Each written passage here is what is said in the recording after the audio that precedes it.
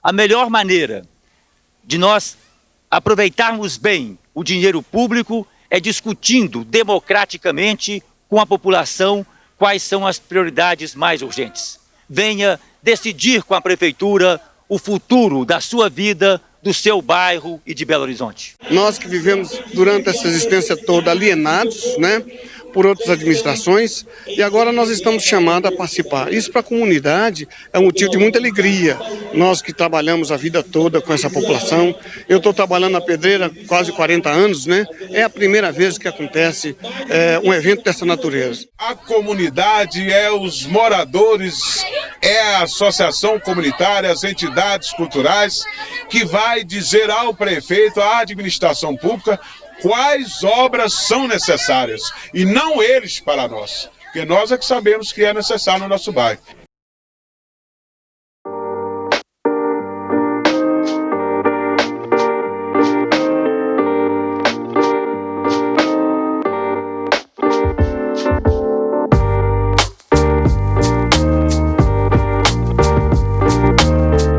Em 93, né, o Patrus convocou o Luiz Dulce, secretário de governo, e eu, secretário de planejamento, para a gente montar uma proposta, o que seria o orçamento participativo de Belo Horizonte. Aí, reunindo, conversando nós dois, né, eu e o Luiz Dulce, vendo as alternativas, nós tínhamos na mesa duas alternativas. Uma alternativa é vamos dizer, um orçamento participativo que discutia um pouco diretrizes. Quanto que se deve gastar em saúde, quanto se deve gastar em educação, quanto se deve gastar em obras de saneamento e tal. Assim, diretrizes e percentuais do orçamento e tal. Fora isso, era escolher, digamos, obras e outros tipos de ações e realizações, serviços que a prefeitura poderia proporcionar. Eu vou chamar isso de escolher obras. Não era só obras, podia ser algum serviço, ou mesmo fazer uma escola aqui, ou abrir um posto de saúde, ou abrir um centro cultural, etc. Sempre tinha um conjunto de serviços embutidos, ou obra mesmo. Então, a questão eu vou chamar de escolher obras, versus uma questão mais geral, mais genérica, né, genérica de fixar diretrizes. Fixar diretrizes era uma opção mais tranquila, eu diria, né, usando um linguajar, seria um papo furado, seria uma coisa... E escolher obras era um compromisso que iria custar, é uma demanda concreta, e aí ou você entrega ou não entrega. E não entregando é um desgaste muito grande, né? E o Patrus, eu acho que com muita satisfação bateu o martelo, que era essa opção, né? O Patrus assumiu o risco, né? Porque, afinal, ele era o prefeito e o risco ia ser dele. Ele pesou, ponderou e concluiu que essa era a melhor solução. E assim foi lançado o orçamento participativo. Nós fizemos uma gestão fecunda e criativa na Prefeitura de Belo Horizonte. Entre os motivos, sem dúvida, a participação efetiva da sociedade foi o elemento mais presente. Uma experiência belíssima, porque as pessoas exercem efetivamente os seus direitos e deveres de cidadania. As pessoas saem de si e se colocam na perspectiva comunitária, na perspectiva do bem comum. Quando a gente está falando de orçamento participativo, a gente está dizendo o quê? De uma construção coletiva de lideranças comunitárias, associações de bairros, sindicatos, enfim, toda a sociedade civil organizada, né, que passa por uma série de caminhos na construção, né, da lei orgânica do município, já no processo de redemocratização. A Prefeitura de Belo Horizonte, né, na gestão à época, né, consegue construir junto a várias, né, instituições um processo em que as comunidades, elas tinham a possibilidade de escolher, né, de demandar junto ao poder público quais que seriam aquelas obras prioritárias mais importantes para aquela determinada regional. Essa comunidade, que é uma comunidade do final da década de 40, que na década de 50 já existia, faltando tudo, não tinha luz, não tinha linha de ônibus, não tinha água, A água só ia até lá embaixo, aí você tinha que buscar, vir com lata d'água na cabeça, tinha minas aqui, tinha o Corpo Santa Terezinha, que hoje virou uma avenida sanitária, que também é de onde as pessoas buscavam água. E eu me lembro da pedreira, gente, da região, que ele não tinha rede de esgoto, não tinha água encanada, não tinha rede elétrica, não tinha nada, né? Antes do OP era esgoto a céu aberto, era moradores aqui morando como ratos. Infelizmente, porque não tinha lugar, né, para morarem, houve um divisor de águas com a chegada do OP e antes do OP. Belo Horizonte acaba de ser passada a limpo com as discussões do orçamento participativo. Em todas as 9 regionais, milhares de pessoas, entre moradores, líderes comunitários, representantes de sindicatos, associações, igrejas e conselhos setoriais, começaram a debater a partir de julho as principais prioridades da capital. Fundamental a participação popular, como forma de resgatar a cidadania, fazer com que as pessoas, as famílias, as comunidades se sintam responsáveis pela cidade, pela coisa pública, pelo bem público. Fundamental também como forma de combater a corrupção, a burocracia. As pessoas definem juntas com o governo e acompanham a execução, e aí nós não temos escândalos como tivemos na CPI do Congresso, infelizmente. E também a questão fundamental das prioridades. São as pessoas que conhecem os problemas mais urgentes das regiões, dos bairros, das vilas, das favelas, dos conjuntos. E como nós temos recursos inferiores, muito inferiores, aos grandes problemas sociais que a cidade e o país acumularam, é fundamental que as pessoas decidam conosco onde e como gastar o recurso público. Discutir o orçamento não foi uma tarefa simples. Primeiro, foi preciso dividir a cidade em 48 sub-regiões. Nas primeiras assembleias populares, as pessoas receberam as informações básicas: o que é o orçamento, a situação econômico-financeira da prefeitura e o processo de discussão, entre outros pontos. O orçamento participativo foi um marco, né, para a administração pública municipal, porque ele possibilitou, né, que as comunidades discutissem e decidissem quais investimentos seriam feitos pelo poder público. E isso possibilitou também que os desejos, né, das comunidades tornassem realidade. Na segunda rodada, foi apresentada a realidade social de cada regional, além da discussão preliminar das prioridades e o montante de recursos definidos para cada regional. Cada participante recebeu formulários para a indicação das prioridades nas áreas de interesse social. E a gente sempre estava envolvido com as rodadas, né, do orçamento participativo. E poder ver em ação o OP do ponto de vista que as pessoas agora conseguiam se articular, as comunidades, principalmente as comunidades mais carentes, né, de infraestrutura, de todas as questões do qual depende o poder público, ver como que as oportunidades eram dadas a essas comunidades para que elas passassem a ser protagonistas na questão do orçamento público, para decidirem para onde iriam os recursos, né?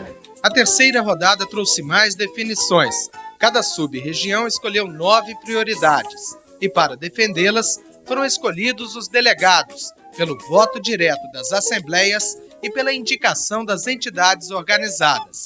O orçamento participativo para nós foi um divisor de águas. Existe a pedreira antes do OP e depois do OP, né? Apesar que algumas coisas realmente ficaram pendentes, mas foi um momento assim de muito aprendizado, muita participação popular, muita mobilização dentro da comunidade. Se foi a comunidade quem decidiu, então, na hora da execução das obras, tem todo o direito de fiscalizar. Para isto, foram eleitas comissões de fiscalização do orçamento, com forças. Através delas, os moradores podem acompanhar de perto a evolução das obras apontadas e, assim, tornar realidade os desejos da população. Constatamos também que o orçamento participativo foi um remédio muito eficaz para combater a burocracia, porque com o acompanhamento das obras, das políticas públicas, ninguém colocava o papel na gaveta, porque as pessoas, os representantes, né, das forças, estavam ali presentes, atuando, né? Então foi realmente uma experiência muito cara aos nossos corações, a todos nós da prefeitura que participamos daquele processo. Um processo que acontece um pouco antes, né, e que favorece muito também, é a descentralização da administração pública municipal, né? Até hoje na prefeitura a gente fala muito da 1212, né, que é a prefeitura de Belo Horizonte, cravada no centro, né, na Afonso Pena, né, o coração nervoso da cidade, né? Que, claro, tem essa tendência a querer ter olhado para a cidade toda, mas o território é muito vasto, né? Quando você vai pegar Belo Horizonte, são muitos territórios, muitas diferenças culturais, existem abismos, né, quando você sai do centro para até os rincões de cada cidade. Então, o primeiro passo foi pensar a descentralização administrativa da Prefeitura de Belo Horizonte, em que se fundam as 9 regionais que a gente tem até hoje, né? Esse modelo, né, de pensar a administração pública de uma forma descentralizada, ou seja, onde você teria uma administração regional que estaria mais atenta aos problemas daquele local, um diálogo mais próximo das lideranças comunitárias, ouvindo a população e a comunidade. Esse processo de descentralização, ele vai culminar também no orçamento participativo, que é mais do que o poder público estar próximo para fazer o diálogo, mas partilhar da decisão, né? Haviam, primeiro, grandes assembleias, então em cada bairro, em cada local, quanto mais pessoas participavam do processo, mais delegados aquela sub-região teria, e esses delegados que eram os responsáveis por fazer a votação das obras que seriam realizadas pela prefeitura. Então é todo um processo de mobilização, de construção política, de conscientização, né, da população enquanto agente efetivo e ativo, né, na construção da política pública, que o orçamento traz, né? Isso traz frutos muito, muito bons, não só as obras, não só as conquistas, né, mas principalmente de consciência, né, de território, de consciência comunitária, de pensar, né, a cidade para além do interesse particular, né? Quando o interesse coletivo ele é colocado, né, à frente das coisas, nessas escolhas, nessas decisões que eram tomadas pela população, né? A prefeitura só referendava aquilo que estava sendo pleiteado por essas comunidades. Quando a gente via uma pessoa da comunidade que era investida de um poder, né, ainda que ali limitado, de um delegado do orçamento participativo, você via ali a importância que essas pessoas davam a essa eleição, né, e a essa luta do orçamento participativo, porque isso tratava da dignidade das pessoas, né, de trazer dignidade àquelas comunidades. Então as lideranças comunitárias tinham um papel importantíssimo nisso, de mobilizar as pessoas e desenvolver esse sentimento de que elas agora podiam decidir o que era melhor para elas e resolver vários problemas que às vezes o poder público, quando decidia anteriormente ao orçamento participativo, não decidia com os olhos da comunidade. Então, o orçamento participativo, ele representou muito na cidade de Belo Horizonte em termos de, primeiro, estimular o sentimento de pertencimento, segundo, o surgimento de muitas novas lideranças, terceiro, a organização popular. Porque você só conseguia participar no orçamento participativo se você tivesse organizado. Então, muitas comunidades que tinham demandas e não estavam organizadas, ela passou a se organizar territorialmente para poder participar do orçamento participativo. Porque se não tivesse organizado no seu território e não tivesse diálogo com os outros territórios vizinhos, você não conseguia passar a sua obra. O OP era dividido nas 9 regionais, que são as 9 unidades administrativas de Belo Horizonte. E os recursos eram de acordo com o tamanho da regional. Depois o OP evoluiu um pouco mais, porque essa forma de você, esse corte de você enviar os recursos de acordo com a população, ele era muito quantitativo, ele não trazia qualidade no orçamento participativo. Então foi criada as UPs, que são unidades de planejamento, 81 unidades de planejamento dentro do município de Belo Horizonte. As UPs é feito o IQVU, que é o Índice de Qualidade de Vida Urbano, que mede aí qual que é o grau de urbanidade de cada região, de cada uma dessas UPs, e de acordo com esse grau de necessidade, as UPs com a urbanização mais precária era que recebia mais recursos. Com a criação do Índice de Qualidade de Vida Urbana, o IQVU, deu a possibilidade da Prefeitura de Belo Horizonte de conhecer mais as comunidades e saber quais são as comunidades mais vulneráveis.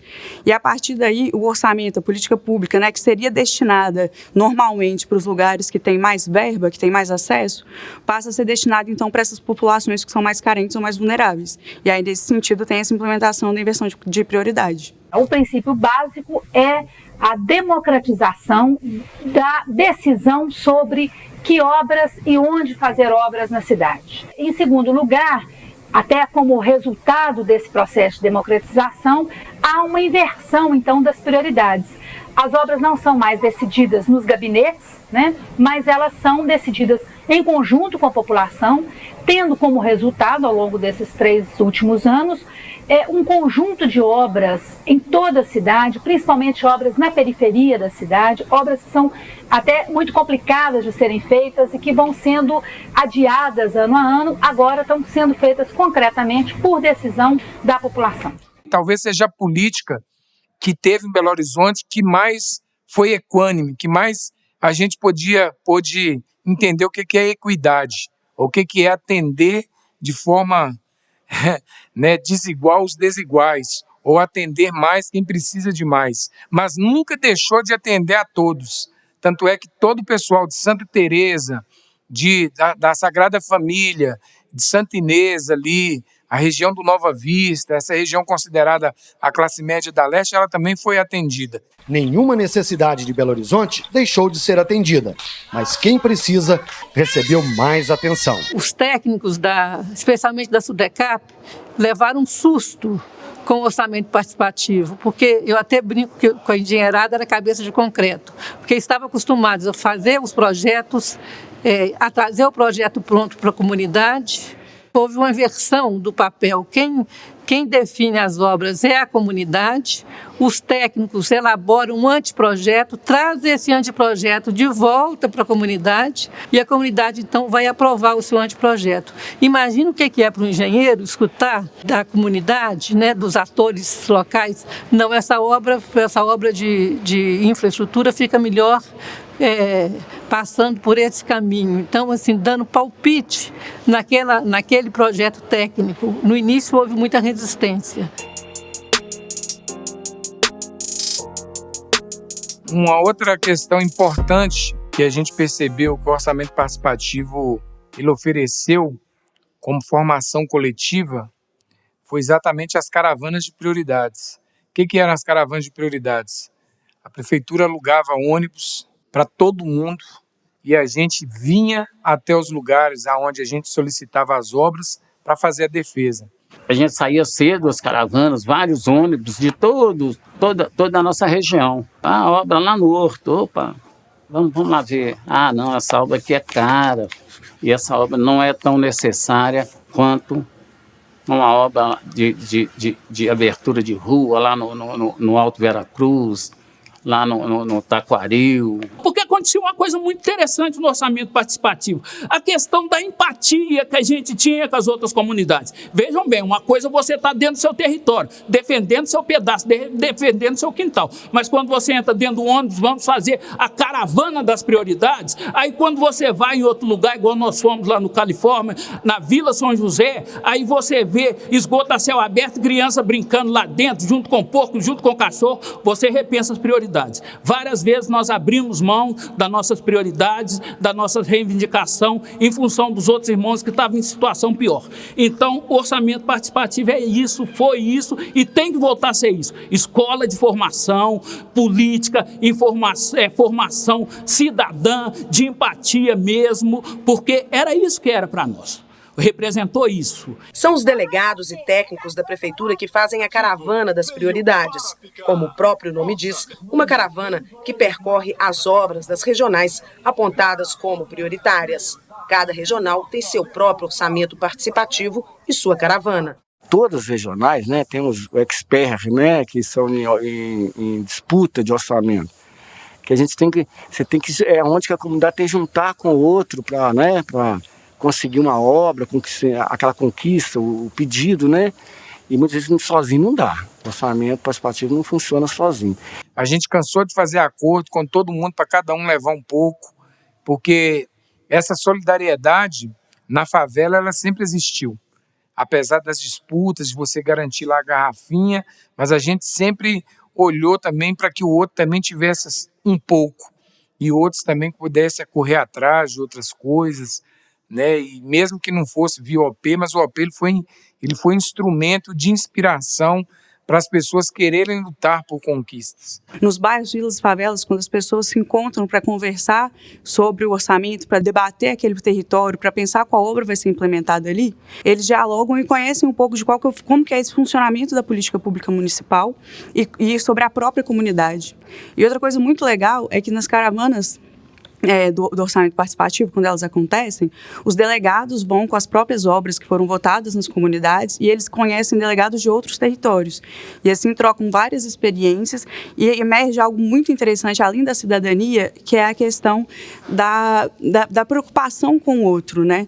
Que muitas vezes os delegados eles abrem mão da própria obra, da obra que eles iriam levar ali para aquele território, para votar numa obra de um outro território que eles consideram mais urgente naquele momento, né? Que seria mais importante. O trabalho começa cedo. Delegados, técnicos da prefeitura, administradores regionais, engenheiros e arquitetos da Urbel e Sudecap saem em caravana, de ônibus, percorrendo as obras indicadas como prioritárias para cada regional de Belo Horizonte.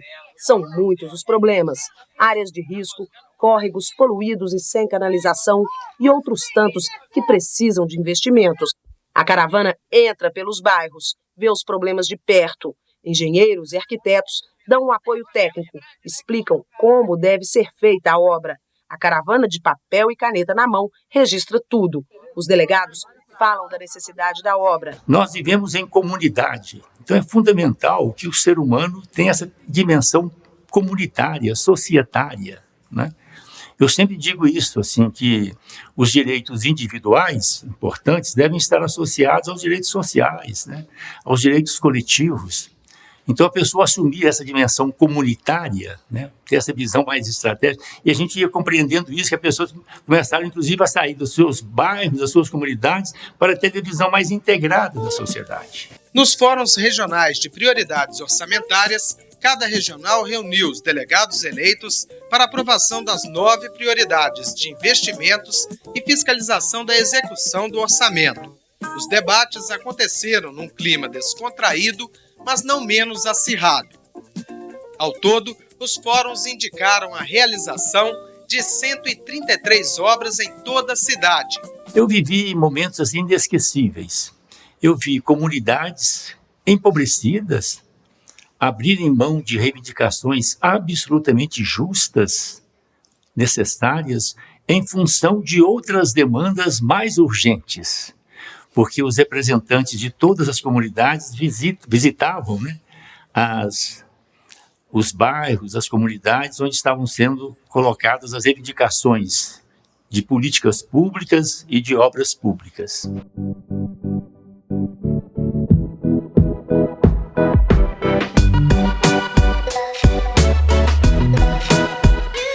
Dentro de todo esse processo, né, que foi uma construção da cidade, de regionalização, de construção do orçamento participativo, que vinha junto também de vários outros movimentos pela cidade, né, uma instituição de diversas outras políticas públicas, de um governo muito progressista que Belo Horizonte teve o prazer de ter, que o legado está aí até hoje, né, de tudo isso que foi construído.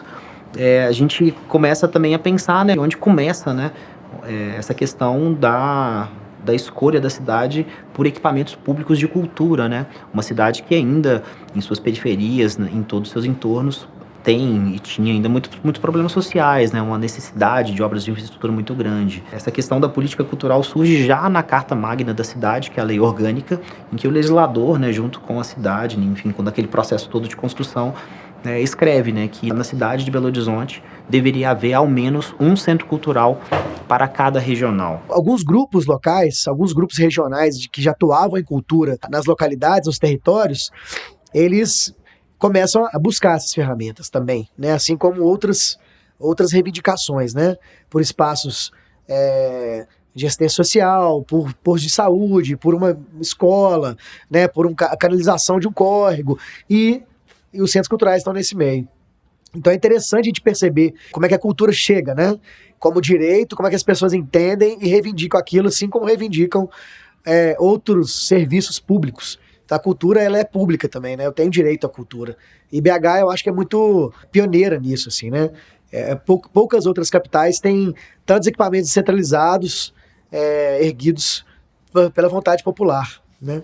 Quando se ergue a Secretaria Municipal de Cultura, já tem esse entendimento de que era importante não ser só centralizado. Então se cria a Lagoa do Nado, que é um primeiro esforço de descentralização da cultura em Belo Horizonte, né, das políticas culturais. Ela é um braço da Secretaria, ela é uma diretoria de equipamentos especiais, ela passa a pensar os territórios da cidade. É impossível a gente não falar, por exemplo, do Arena da Cultura, que hoje, né, a gente tem a Escola Livre de Artes, que é uma expansão desse programa Arena da Cultura, no qual a Arena está também abrigado, mas o Arena da Cultura surge como essa tentativa da Prefeitura de Belo Horizonte, junto à Secretaria Municipal, que se torna Fundação Municipal, enfim, todo um percurso que caminha, né? Mas a tentativa do poder público de dialogar, de promover formações artísticas, de promover o reconhecimento desses artistas, dessas pessoas que estão ali no comunitário. Então, você tem lá, né, no Lagoa do Nado, né, grupos que surgem ali, que vão ensaiar e que vão se formar a partir das oficinas do Arena da Cultura. Você começa a promover com a Arena uma série de oficinas pela cidade, de canto, de dança, de encontro, que tanto ia com o processo formativo quanto voltava também, sabe, coletando esses depoimentos. Então, muito a partir dessa primeira mobilização, desses primeiros grupos que se formam, surgem também a vontade e a mobilização de ter um espaço em que eles pudessem desenvolver esse trabalho. Então, a Arena da Cultura é um dos precursores, no meu ver, né, que entende, sabe, essa natureza da efervescência cultural de Belo Horizonte. As pessoas viram a cultura, né, como uma necessidade, né, porque muita gente fala, eu vou pedir, né, no orçamento participativo, vou pedir saúde, né, posto de saúde, posto de convivência, essas partes, assim, escolas, né, e aí saiu dentre elas todas a cultura. Então eles aproveitaram essa mobilização e começaram a trabalhar essa questão do direito à cultura, da importância de ter um equipamento público de cultura, né, no território, e foram conseguindo agregar pessoas, né, nessa luta. E era legal que a luta era uma via de mão dupla, né, ao mesmo tempo que eles chamavam as pessoas para reforçar a luta em torno do equipamento, da construção do equipamento cultural. As pessoas também que estavam ali já motivadas pela cultura se envolviam com as outras lutas da comunidade. Então isso acabava gerando mais força, né, a força coletiva ali, e essa intersetorialidade, né, dos assuntos, porque a gente nunca é só um lado, né? A cultura não sobrevive sozinha, assim como a educação não sobrevive sozinha, a saúde não sobrevive sozinha. A gente precisa estar junto, e quanto mais junto a gente estiver, mais forte seremos, né? Se a gente pensar no período da redemocratização na América Latina, houve uma série de experimentos na escala do bairro, quando a gente olha para a Argentina e para o Uruguai, é muito comum que tenha sempre a figura de um equipamento polivalente como um espaço de participação, como um espaço como um espaço representativo dessa democracia participativa. E no Brasil a gente tem um pouco o inverso, a gente dá o poder, né, dá o poder decisório sobre o orçamento, mas de modo geral a figura do equipamento ela surge pela demanda, né? Eu acho que uma das coisas bacanas de pensar assim, essa questão de que as associações de bairros, movimentos culturais, eles vão demandar no orçamento participativo esse espaço de participação, e não é uma política, né, municipal que vem construindo esses equipamentos polivalentes dentro dos bairros, como a gente vê nos países vizinhos, né? Tem um outro aspecto que eu acho interessante a gente pensar sobre a perspectiva da descentralização da cultura, né? Porque quando a gente pensa assim, no que foi a política de centralização da cultura do André Malraux na França, era muito uma figura de trazer a alta cultura para a escala local. No caso, departamentos, não eram necessariamente na escala do bairro. E no caso que a gente vê nesses centros culturais, é o contrário, porque esses espaços eles dão visibilidade para as manifestações culturais dos próprios bairros, né? Então, é uma inversão em cima dessa questão da hierarquia, né, da alta cultura que chega ao bairro, ao contrário. É a cultura do bairro que chega, né, aos espaços culturais.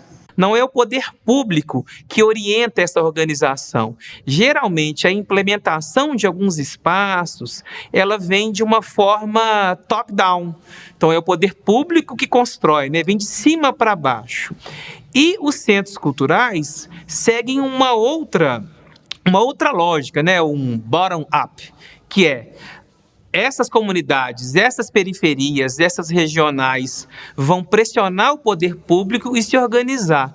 E isso, se a gente pensa o desenho dos centros culturais na cidade, isso fica muito claro. Se a gente pensa, por exemplo, lá no Barreiro, a gente tem 4 centros culturais, ao passo que aqui em Venda Nova a gente tem apenas um. Isso não vem de uma forma aleatória, vem da organização dessas comunidades nessa luta e nessa conscientização dos direitos culturais. Quando a gente percebe que 15 dos 17 centros culturais da cidade, né, foram obras do orçamento participativo, fica também muito notável a importância da cultura para o modelo de cidade democrática inclusivo, né? A gente vê que a cultura é um elemento central de uma cidade democrática e que esses centros culturais são muito mais do que espaços para cursos, né, espaços para ter acesso a um conteúdo, mas são espaços de formação de lideranças e de mobilização da comunidade. E a nossa aproximação com o tema dos centros culturais, de certa forma, chega num ponto crucial dessa interface entre sociedade e Estado, justamente porque a cultura é um ponto de aglutinação das associações de bairro, das comunidades e da política muito grande, né? Então a cultura sendo algo, em muitos dos casos que a gente teve contato, né, muitos dos territórios, algo eminentemente político, a gente começa a observar em que vários desses territórios populares você tem uma articulação forte entre o movimento popular, entre a associação de bairro e a própria cultura popular que se reúne nesse processo participativo para formar esses equipamentos culturais, né, os centros culturais que foram ou conquistados, né, com as próprias verbas do AP, ou então viabilizados, reformados, que são 15 dentro dos 17 da rede municipal, né?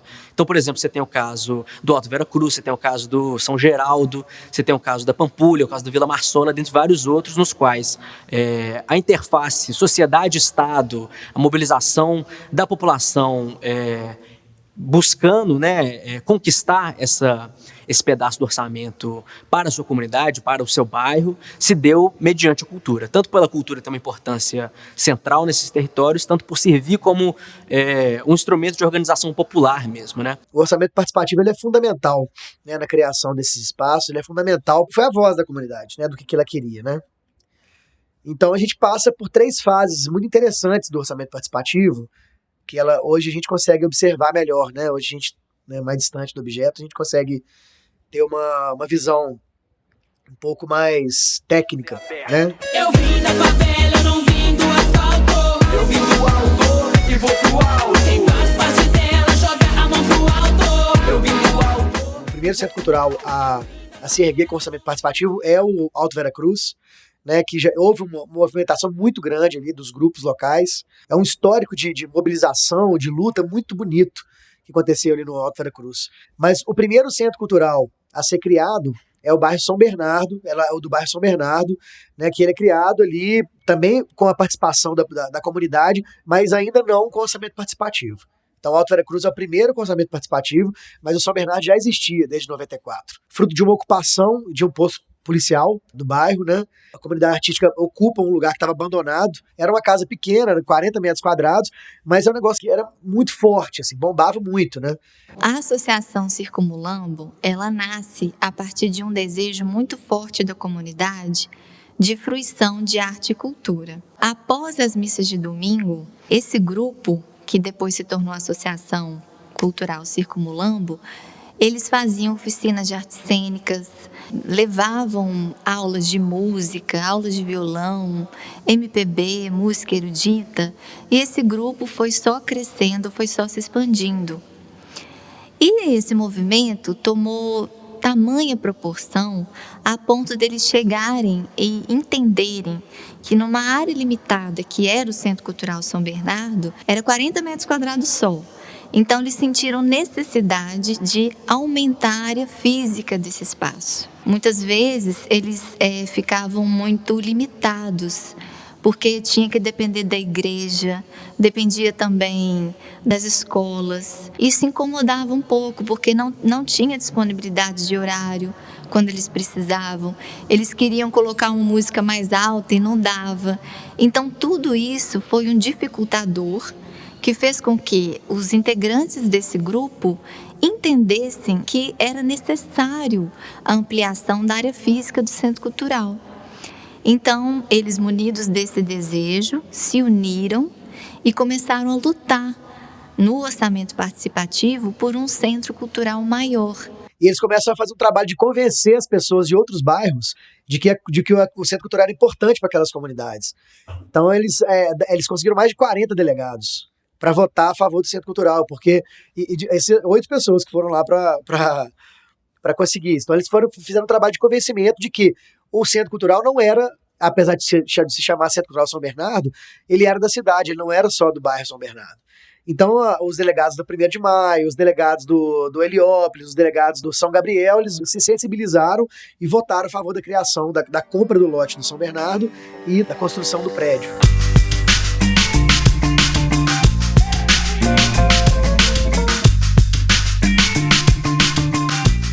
A gente percebeu já a partir do 2º ano do orçamento participativo o seguinte, que passa quem mobiliza, passa as obras de quem garante gente, quem tem garrafinha para contar. Então, o que nós fizemos aqui? Nós organizamos o movimento cultural, nós organizamos o núcleo nosso de luta pela habitação, que a gente tem até hoje, da qual eu sou coordenador, o núcleo do Sem Casa. Nós tínhamos aqui mais de 800 famílias, 848 só no núcleo Sem Casa, mais de 35 grupos culturais da região, pagode, hip hop, dança afro, capoeira, Angola, regional, funk, artes plásticas, violeiro, sanfoneiro, congado, todo mundo que tinha aqui, a gente juntou todos e a gente foi para as plenárias do orçamento participativo, já no 2º ano, e nós conquistamos, nós fomos a obra mais votada da Leste, que foi a conquista do Centro Cultural Alto Vera Cruz. Isso já no orçamento participativo para acontecer em 1995. Isso foi em 94 para acontecer em 95. Então a conquista do Centro Cultural ele foi simbólico no sentido de que quando o povo se une as coisas dão certo. Essa é a frase da dona Valdete, é a frase que a gente carrega junto com o Grupo Meninas de Sinhá e com outros grupos daqui da comunidade, que é isso que determina.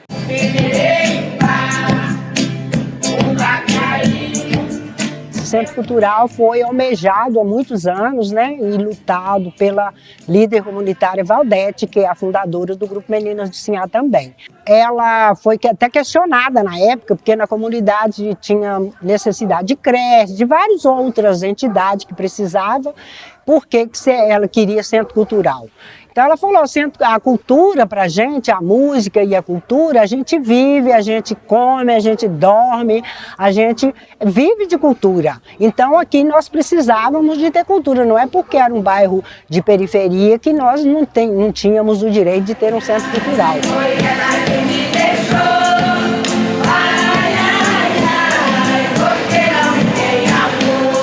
A gente tem ali no Alto Vera Cruz o primeiro centro cultural de fato conquistado pelo orçamento participativo, em todas aquelas lutas, todas aquelas conquistas, as milhares de assembleia, o voto, a negociação, né?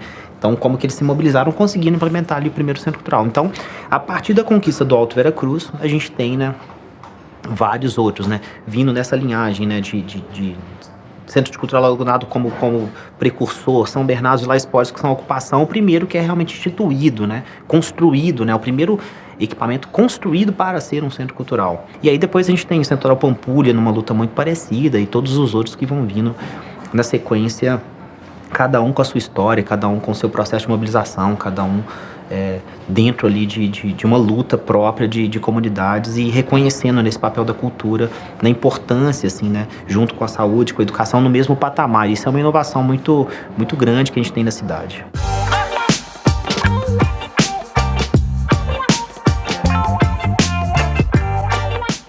Procuramos a Regional Pampulha, falamos, olha, a gente quer que seja investido dinheiro, política pública naquele lugar, o que dá para fazer? A Secretaria de Cultura E a regional, numa reunião, num cômodo aqui, disseram pra gente o seguinte, ó, o que nós temos mais próximo do que vocês estão querendo são centros culturais. Havia uma proposta de construção, de implementação de centros culturais pela Secretaria de Cultura. E aí tivemos uma reunião e a representante da Secretaria de Cultura apresentou para nós o que seria um centro cultural. E aí compramos uma ideia, né? Falamos, é isso mesmo que a gente quer. Então, a partir de 95, começamos a discutir com a comunidade, a mobilizar. A Secretaria de Cultura começou a mandar oficinas de arte para cá. Veio oficina de circo, apresentação de teatro, o Festival Internacional de Teatro. Começou a vir para esse espaço para potencializar o espaço. Então, além do que já acontecia, vieram ações da Fundação de Cultura para cá. Ok, o que tem mais próximo é centro cultural, mas como implementar? Via orçamento participativo. E aí entramos com a proposta de implementação de um centro cultural no OP 98.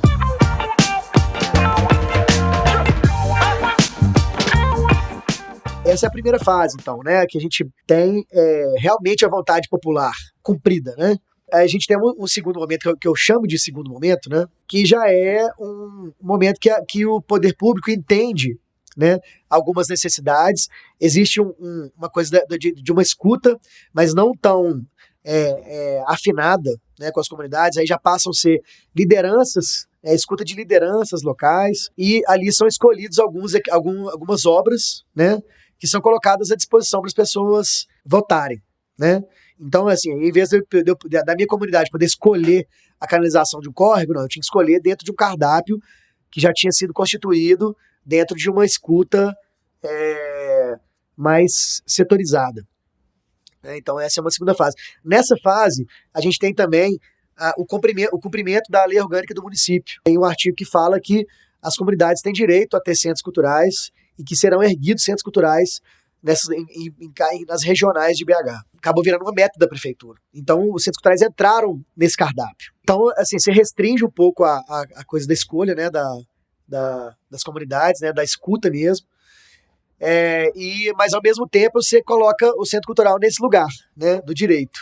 Entre 2006 e 2008, há uma espécie de boom na cidade de Belo Horizonte, no sentido da implementação, da construção, da inauguração desses centros culturais. E aí é importante marcar como que a população de Venda Nova conseguiu se organizar para reconhecer e pleitear a construção de um centro cultural. Isso é muito bonito, e é um centro cultural que, dos 17 centros culturais que hoje ocupam, né, essa malha, o tecido cultural desses pontos que a Fundação Municipal de Cultura gere, é importante marcar que a população de Venda Nova conseguiu um espaço que é o maior deles, né? Uma área de quase 4.000 metros, muito arborizada, que é fruto dessa luta popular.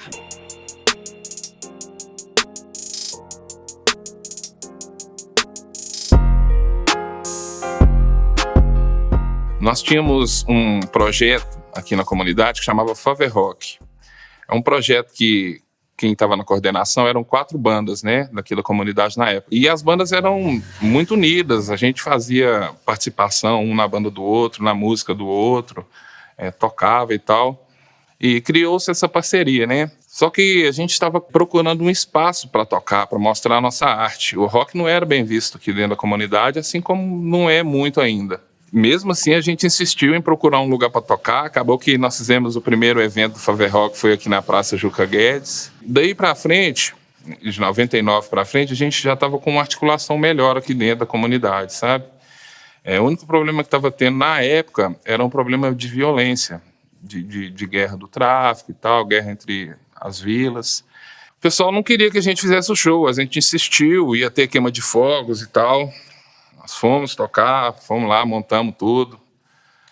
É meio apreensivo. Graças a Deus aconteceu o show. Com essa percepção, né, que a cultura pôde fazer nesse dia, foi no dia que a gente estava montando e no outro dia que terminou, a gente estava desmontando o palco, não teve morte no aglomerado, não teve briga, não teve violência.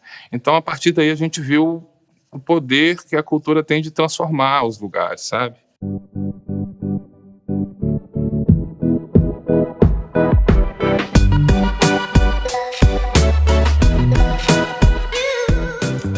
queria um espaço que a juventude pudesse estar aqui. O bairro Regina, ele não tem praça, ele não tem lugares de encontro, então eles estavam, na época, muito preocupados com isso, com a juventude. Então, numa reunião, foi votado que a construção do Centro Cultural seria o foco do orçamento participativo da época. E é interessante que até assim, foi escolhido em detrimento, inclusive, de uma reforma do centro de saúde do bairro, que precisava, ele ficava num lugar mais precário, tinha uma escada para subir, e eles entenderam que naquele momento era melhor um centro cultural.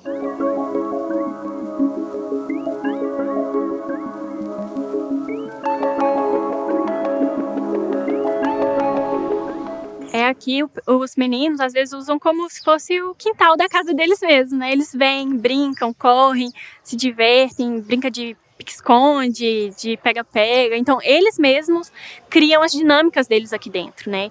Então a gente tem essa possibilidade de fazer disso aqui um lugar que eles possam vir ter essa segurança de ser um lugar, né, uma equipe aqui para assistir, para, né, ter esse cuidado e para eles não ficarem na rua ou não ficarem em casa, porque muitas vezes são famílias maiores e às vezes os pais trabalham. Tem todo esse contexto social aqui da região que acaba que fortalece essa visão do centro cultural como um lugar para eles virem se divertir durante o dia, assim, para passar esse tempo mesmo, usar a biblioteca, colorir, desenhar.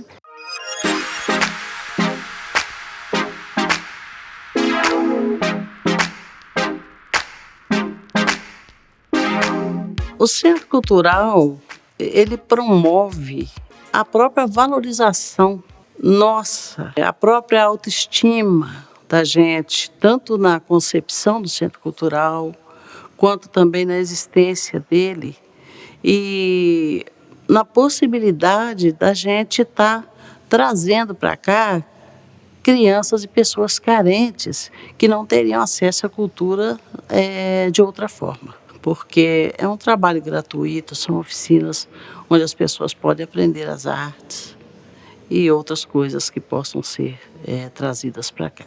A cultura, ela ainda não é tão entendida assim como direito, assim como a educação, assim como a saúde, assim como moradia, né? Ela ainda não é tão entendida assim e assimilada pelas pessoas dessa forma. O entendimento mesmo dessas comunidades da apropriação do direito à cultura como um direito de fato constitucional, né? Quando a pessoa vai no serviço social, num CRAS, ela precisa daquele serviço. Quando você leva o filho para a escola, você tem que levar o filho para a escola do município, você tem, isso é obrigatório por lei. Quando você vai no sistema de saúde, se acessa o SUS, você precisa de acessar porque você está doente ou você tem que tomar vacina, alguma coisa. Já a cultura, o entendimento é um entendimento que está sendo construído, né, no nosso país. Então é muito simbólico quando você fala, olha, não podemos ter o centro de saúde, mas agora nós vamos ter um centro cultural. No caso do Santa Rita, quando eu vejo, por exemplo, os conflitos e a questão até chegar a um entendimento do que seria o funcionamento daquilo, esse processo é muito legal, de certa forma. Se você olha do ponto de vista que é uma parcela inteira de uma comunidade ali, de milhões de pessoas entendendo o que é o serviço de cultura e se apropriando dele. Que se agora funciona, foi construído junto com essa comunidade, né?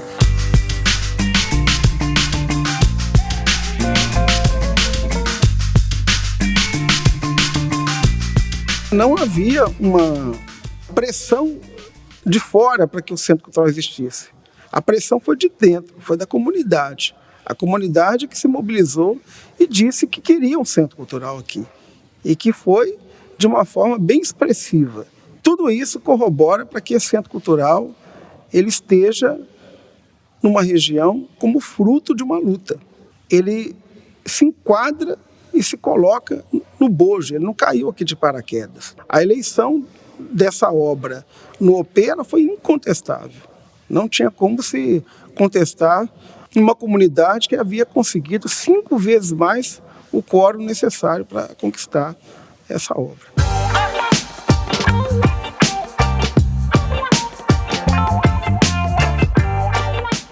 No OP de 2003, 2004, foi aprovado, então, esse Centro Cultural, uma demanda que nasceu genuinamente do seio da população, desejo de um centro cultural, ainda tendo obras prioritárias como obras de infraestrutura, mas a comunidade colocou como prioridade também um centro de cultura para Eustáquio. A cultura, as pessoas ainda precisam entender que ela é um direito, né?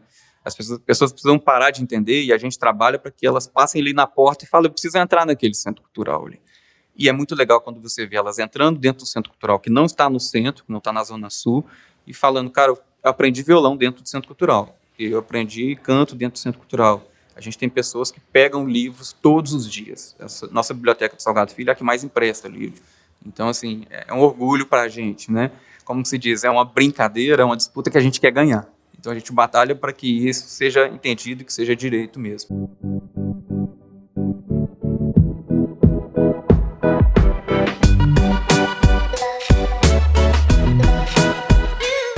A história do Centro Cultural São Geraldo é muito apaixonante, né?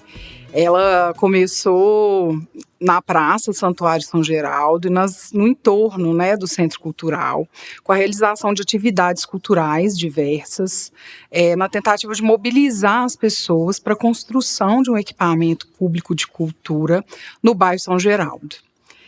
O Elcio Ribeiro e vários outros atores muito importantes, né, daqui do território, se inspiraram na conquista do Alto Vera Cruz, que teve o primeiro centro cultural construído via orçamento participativo. Então, eles motivados, né, por essa conquista, resolveram também seguir nessa luta, né, pela construção de um equipamento de cultura aqui no bairro.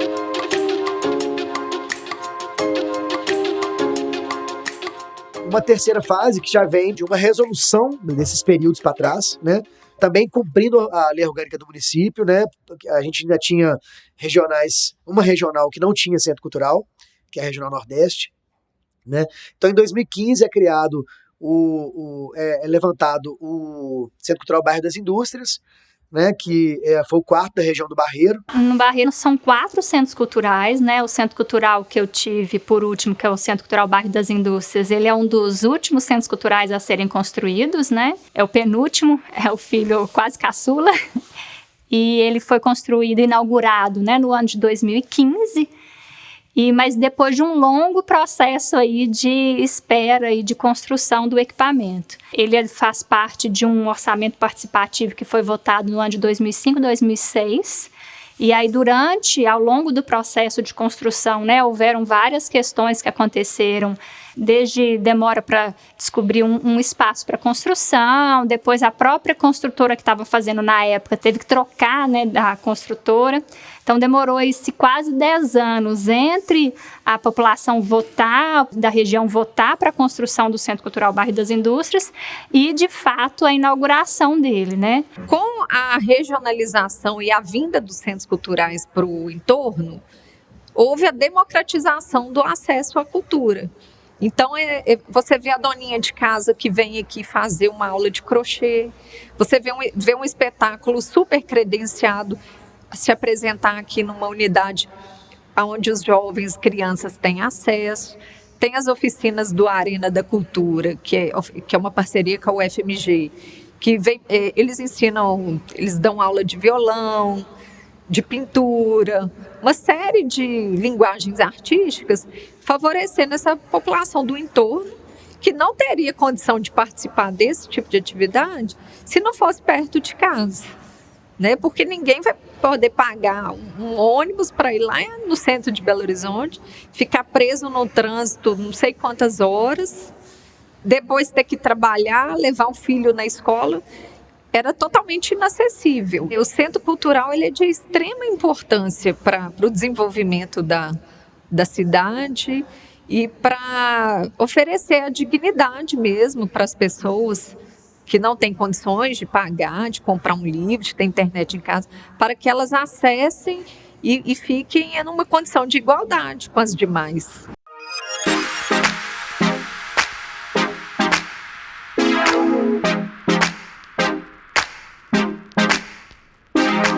Em 2016, a gente tem o Centro Cultural Usina de Cultura, que já é um caso totalmente atípico, né? Porque ele tem uma aprovação no orçamento participativo, mas a priori ele não é aberto, inaugurado com esse recurso, né? Agora que ele está usando desses recursos para a implementação dele, né?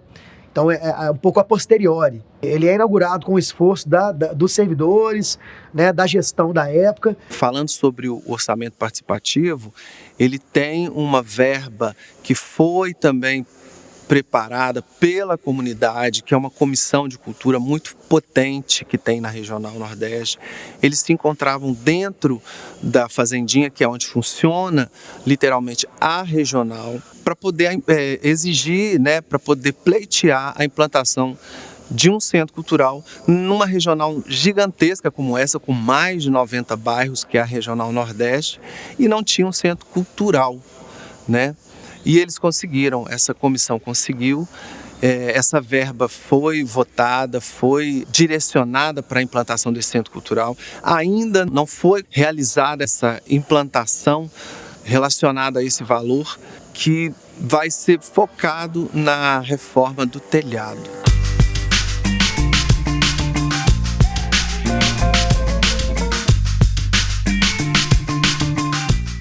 A comunidade, ela visualiza, né, o espaço Centro Cultural como um ponto realmente importante nesse sentido de descentralização mesmo da cultura, né? Muitas pessoas aqui, elas não têm condições mesmo, considerando, né, todas essas questões sociais mesmo, de ir para o centro, ir para um teatro, fazer uma oficina, fazer alguma atividade cultural lá. Então, aqui é onde elas têm essa possibilidade de acesso, têm essa possibilidade de formação, né? As nossas oficinas, elas também vislumbram isso, né? Formar novos artistas aqui da comunidade, formar pessoas que tenham interesse nessa dinâmica cultural, de fazer um teatro, de fazer uma dança, de fazer uma música, mesmo que não seja a nível profissional, mas que elas tenham essa possibilidade desse encontro com a cultura, desse encontro com diferentes linguagens, né? A gente busca trazer essa cultura local aqui para dentro, essa coisa do patrimônio mesmo da região, mas também ao mesmo tempo a gente quer que eles tenham acesso a coisas novas, a coisas diferentes que vão acrescentar, né, culturalmente para eles e eu acho que para a vivência como um todo das pessoas aqui. Esse movimento de descentralização da cultura que os centros culturais trouxeram, né, eu vejo muito a comunidade, os moradores se apropriando desse espaço de diversas maneiras. Por exemplo, a gente tem o grupo de dança, então são pessoas que se interessam por dança, uma professora de dança junta um grupo e faz aula de dança. O grupo das Arteiras da Alegria, que é um grupo de artesãs que se reúne por uma troca de saberes, então elas, eu aprendi uma técnica nova de crochê, de pintura, de artesanato, e elas vêm e trocam entre elas esse conhecimento. A própria horta, que durante a pandemia ficou meio judiada, assim, e agora está sendo retomada graças a esse trabalho também de voluntários. Junto com a horta vem também um outro projeto muito importante que a gente tem, que é o Prosa de Saberes Tradicionais, que também é uma voluntária nossa, que vem e troca essas informações, esses saberes tradicionais a partir das ervas e das plantas aromáticas. O Centro Cultural Padre Eustáquio foi criando uma relação intensa com moradores, artistas aqui da regional, o que propiciou a criação de várias atividades. Aqui a gente tem atividades de bem-estar e lazer, como dança livre, larutã, atividades concentradas dentro das danças, principalmente o forró, danças populares, e também existe uma aproximação muito grande com o chorinho, que é um movimento cultural, né, musical, muito concentrado aqui no bairro Padre Eustáquio, na Lagoinha, na região noroeste como um todo.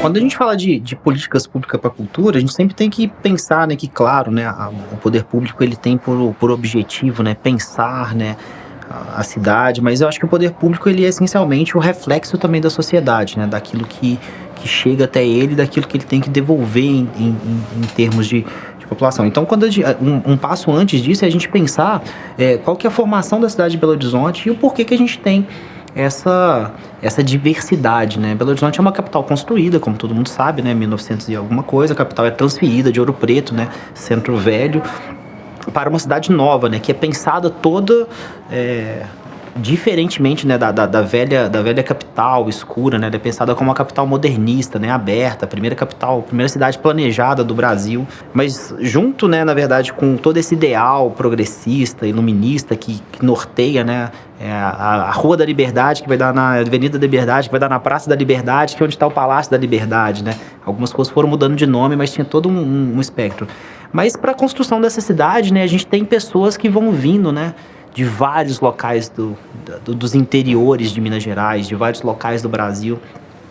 E eu acho que é desse encontro, né, dessas pessoas que vão vindo de vários locais, que surge a Belo Horizonte cultural que a gente tem até hoje, né? O ideal, né, da Contorno, ele é rapidamente ultrapassado, né? Começa-se a ter os bairros populares, o Padre Eustáquio, outros bairros que vão se formando, e essas pessoas que vêm começam a se reunir e trazem, né, cada uma a sua medida, né, a herança, a bagagem cultural, né, toda a ancestralidade que carregam das regiões onde vêm. Então tem muita gente do norte de Minas, do sul, que vão se encontrando.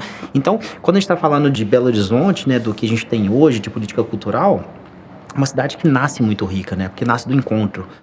Aqui no Salgado Filho, desde o ano de 2019, o que eu percebo é um pouco que essas lideranças que estavam aqui no momento dessa abertura em 2008, elas mudaram um pouco, né? O que a gente nota é que, por fim, na construção, né, das pessoas que participam do dia a dia do Centro Cultural, acabam que ficam as lideranças mais ligadas à cultura. É isso que tem de impressão hoje aqui. Então, as lideranças que naquela época eram pessoas ligadas ao teatro, que eram pessoas ligadas à música, outras manifestações artísticas, são pessoas que continuam. Porque elas, não sei, né, suponho que a construção faça muito mais sentido para elas. Algumas dessas pessoas, dessas lideranças que participaram, por exemplo, são ligadas às artes. São pessoas que trabalham com arte e cultura, montam espetáculos, fazem apresentações, então elas permanecem. Rosas vermelhas, azuis e amarelas, não importam as cores, pois todas são belas. Minha associação, nesse decorrer dos anos, nesse tempo que eu pude acompanhar, a gente tem um envelhecimento desses líderes comunitários que fizeram essa luta, que chegaram aqui nos anos 70 e 80, e a gente vê a renovação para a juventude, né? Hoje a gente tem um presidente da associação que está na casa dos 20 anos, né? A tesoureira do mesmo jeito, então a gente vê que a coisa, isso me dá esperança também, né? Porque a gente percebe que esses movimentos, né, de lideranças comunitárias vêm perdendo força, né? Assim, um descrédito, acho que nessa participação política que a juventude tem, aqui a gente vê uma esperança nesse sentido, assim, nessa renovação da presidência da associação, do bairro. O que eu tenho para mim, né, enquanto moradora, enquanto usuária do Centro Cultural, enquanto professora, enquanto cidadã, enquanto pessoa que se preocupa com a minha comunidade, é que o orçamento participativo, ele trouxe dignidade, ele trouxe respeito e ele trouxe muita vontade do povo se politizar. Que para mim isso é tudo. Vieram outros governos que jogou por terra todo o nosso trabalho, né? Jogou por terra toda a nossa vontade de querer crescer mais. Mas também eu vi também que teve muita resistência por causa desse tempo que a gente teve de preparar para agora a gente não estagnar por completo. O orçamento participativo foi um porre mesmo de democracia popular e participativa, né? Mas, infelizmente, como todo porre, tem quando passa o porre que sobra a ressaca, né? E quando a gente vê o que se transformou, o que era e o que se transformou um orçamento participativo de hoje, né? Que até hoje tem lá, tem o secretário de orçamento participativo, o gerente de orçamento participativo, só que tem obra que tem 20 anos, 15 anos que está parada, não saiu do papel, né? Realmente foi uma coisa que foi prometida e não foi entregue. Houve um processo de esvaziamento mesmo. Eu não sei se foi uma jogada política, eu não sei se a estratégia era mais ou menos isso, mas as lideranças comunitárias passaram a não ser ouvidas, passaram a não ser convocadas para nada e esvaziou. E até hoje o que sobrou foi isso, foi uma grande ressaca, uma grande dor de cabeça. Nesse ano de trabalho, o que a gente começou a perceber era que, na realidade, o orçamento participativo é um instrumento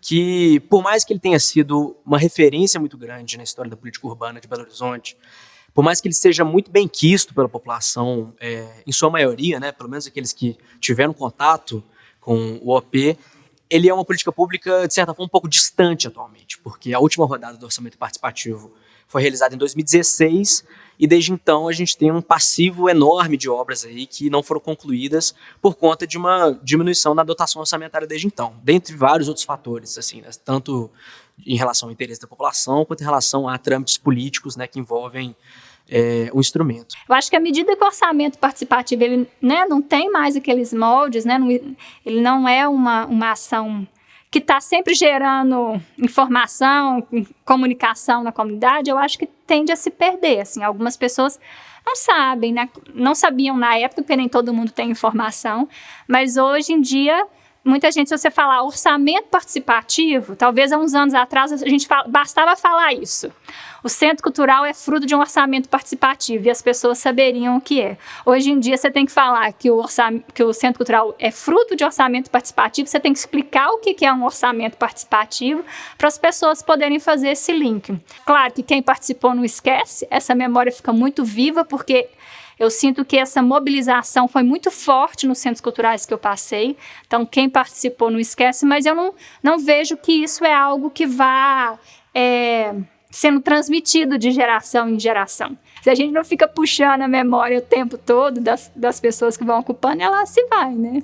Então, por isso que é importante esse registro também, né? Para a gente conseguir ter essa possibilidade de ouvir de novo, de saber de onde veio, de ter essa informação, porque senão ela se perde com as pessoas, né, à medida que as pessoas se vão. Eu penso, então, que a partir dessa experiência que nós tivemos em Belo Horizonte, eu penso que nós temos desafios novos com relação à democracia participativa. Porque, na verdade, nós não avançamos no plano estadual e no plano nacional. E mesmo no plano municipal, onde nós tivemos experiências muito positivas, como Belo Horizonte, mas também outras que marcaram, como Porto Alegre, na minha leitura houve um retrocesso, mesmo no plano municipal. Então eu considero fundamental nós retomarmos essa dimensão do orçamento participativo numa perspectiva mais alargada. Primeiro, vincular o orçamento participativo ao planejamento participativo. Então eu vejo assim com muita esperança na retomada que nós queremos para o nosso país, para Minas Gerais, que volte com muito vigor a questão da democracia participativa, o planejamento e o orçamento participativos vinculados ao desenvolvimento regional e o desenvolvimento regional vinculado a essa visão integrada e possibilitadora das políticas públicas. Eu gostaria, vou me ousar, a relembrar ou falar um poema do Carlos Drummond de Andrade que chama Canção Amiga. E às vezes eu me atrevo a falar uns poemas e tal, e a gente já fez muito trabalho desse nas praças, nos botecos aqui. Eu preparo uma canção em que minha mãe se reconheça, todas as mães se reconheçam, e que fale como dois olhos. Caminho por uma rua que passa em muitos países. Se não me veem, eu vejo e saúdo velhos amigos. Eu distribuo um segredo como quem ama ou sorrir. No jeito mais natural, dois caminhos se encontram. Minha vida, tua vida, nossas vidas formam um só diamante. Aprendi novas palavras e tornei outras mais belas. Eu preparo uma canção que faça acordar os homens e adormecer as crianças. É isso aí. Carlos Drummond de Andrade, Canção Amiga.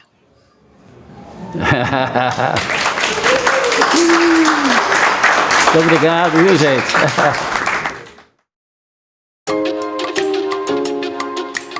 Cartografia da percepção do orçamento participativo em Belo Horizonte. Uma pesquisa em busca dos processos de democratização no Brasil e em busca dos processos de democratização nas municipalidades do país, com foco no orçamento participativo. Então, a importância do orçamento participativo para os processos democráticos, que envolve, inclusive, mais justiça social. O projeto ele tem reuniões semanais, onde o grupo se reúne, debate todos os produtos que vão ser criados, todas as pesquisas que vão ser levantadas, os pesquisadores vão em campo, a gente faz reuniões, inclusive, para ver as publicações, tudo é feito em equipe, todo mundo tem voz ativa, todo mundo pode dar a sua opinião. É uma construção com toda a equipe de pesquisa. Além do ensino, pesquisa e extensão, a cultura atualmente tem sido um quarto eixo fundamental. Então, essa pesquisa, ao longo dela, a gente se aproximou de uma mostra que se chama Universidade Cidade,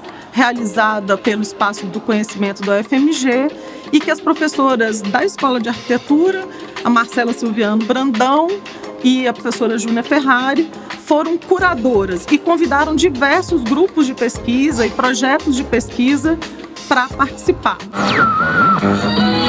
Em Belo Horizonte poderia decidir realizar uma obra. Era em plena pandemia, então a gente teve que reinventar a forma de atuar junto a essas comunidades para desenvolver o trabalho. E é um trabalho que a gente queria falar do orçamento participativo, da importância do orçamento participativo para esses centros culturais. Para auxiliar nessa pesquisa, foi ofertada uma disciplina que, dentro do programa de formação transversal da universidade, que serviu como um eixo para a gente poder conseguir alguns materiais para a mostra na Universidade Cidade. E essa disciplina ela foi responsável por organizar o material que foi enviado pelos diversos centros culturais para pesquisa. Então, em contato com esses centros culturais, nós tivemos acesso a vídeos, a depoimentos da comunidade, a textos, a diversos materiais que foram trabalhados dentro dessa disciplina e resultaram no material expográfico que foi utilizado na mostra Universidade Cidade.